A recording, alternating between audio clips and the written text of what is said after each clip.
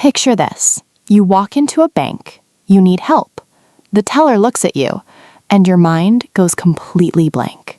Oh no, that happened to me last month. I just stood there. I said nothing. It was so embarrassing. That feeling? Every English learner knows it. And today, we are fixing it. This is slow English practice for the bank, and we are covering the exact mistakes that make you sound wrong. And what if we totally freeze, like nothing comes out? We are getting to that. At the end of this lesson, I am giving you what I call the native confidence trick. It is one short move that native speakers use every day. Most beginners never learn it. Stay with us. Okay, I'm nervous but excited. Good. Let us start right now. So Sarah, what is the #1 mistake at the bank? It is using I want. 2 small words. Huge problem. Wait, I want? That sounds normal to me. In your first language, maybe, but in American English at a bank, I want sounds rude. It sounds like a demand.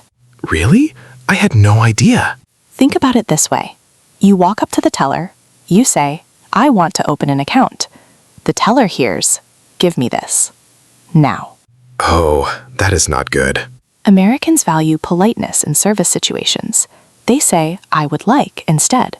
It sounds softer. It shows respect.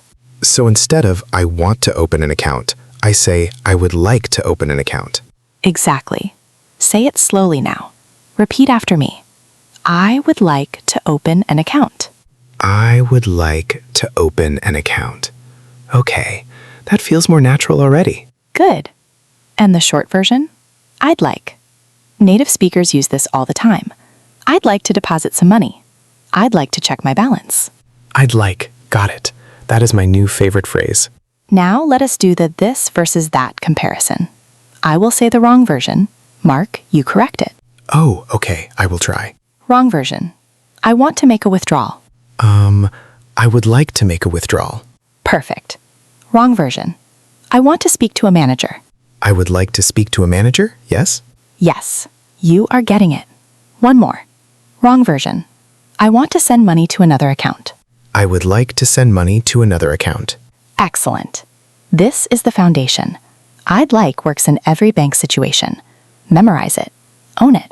Okay, but Sarah, what about when we don't know the word? Like, what is the word for when you put money in?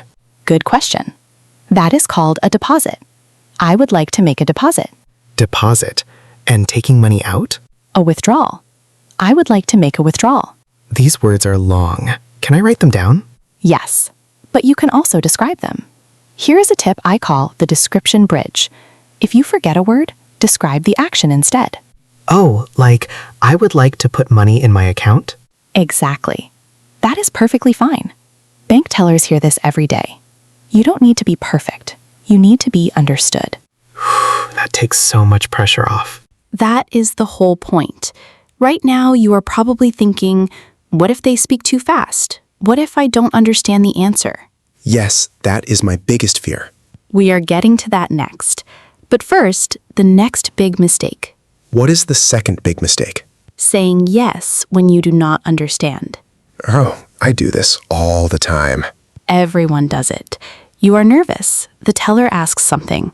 You did not catch it, but you say yes anyway, and then everything goes wrong. I once said yes to something at a bank and I did not know what I agreed to. It was a credit card. I did not need it. See, this is a real problem. Very real. The fix is simple. You need one phrase. Write this down. Could you please repeat that? Could you please repeat that? That is polite?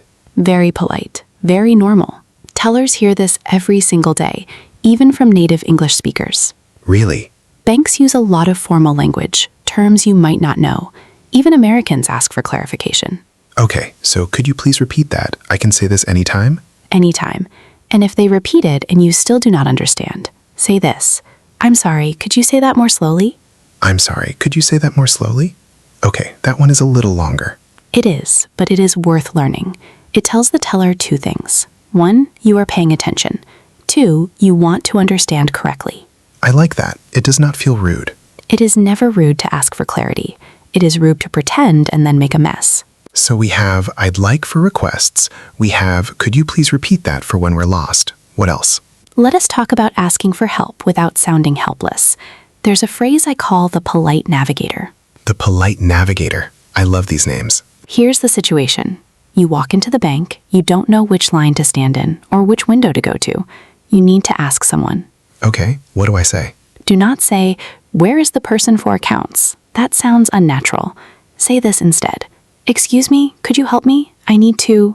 Excuse me, could you help me? I need to... Then finish the sentence.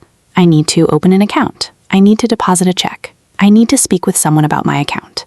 So the structure is, excuse me, could you help me? I need to... And that opener, "Excuse me, could you help me?" It works everywhere. The grocery store, the post office, anywhere. That is gold. It is culturally important too. Americans don't expect you to know everything, but they do expect you to be polite when you ask. That phrase is the perfect combination. Sarah, what about filling out forms? That stresses me out too. Great point. Banks love forms, and forms have confusing fields. Like, what does account holder mean or routing number? This is where most learners panic. But here's the truth. You are allowed to ask. Say this, "I'm not sure how to fill this in. Could you help me?" I'm not sure how to fill this in. Could you help me? Simple. Always simple. The teller will not judge you. This is their job. They help with forms every day. I always felt embarrassed to ask about forms. Stop feeling embarrassed. Embarrassment is just the fear of looking foolish. But asking questions? That is smart. That is confidence. Okay, new mindset. I like it. Now, let us put it all together. A full bank conversation. Mark, you are the customer. I am the bank teller. Ready? Oh, wow. Okay, let's do it. Good morning. How can I help you today? Good morning. I'd like to make a deposit, please. Of course. Do you have your account number or your debit card? Could you please repeat that? I'm sorry. Do you have your account number or your debit card? Oh, yes, I have my debit card. Here you go. Perfect. And how much would you like to deposit today? I'd like to deposit $200. Excellent. You used "I'd like" twice. You asked for a repeat politely. You answered clearly. That was a perfect interaction. That felt good, and it wasn't even that complicated. That is the secret most learners miss.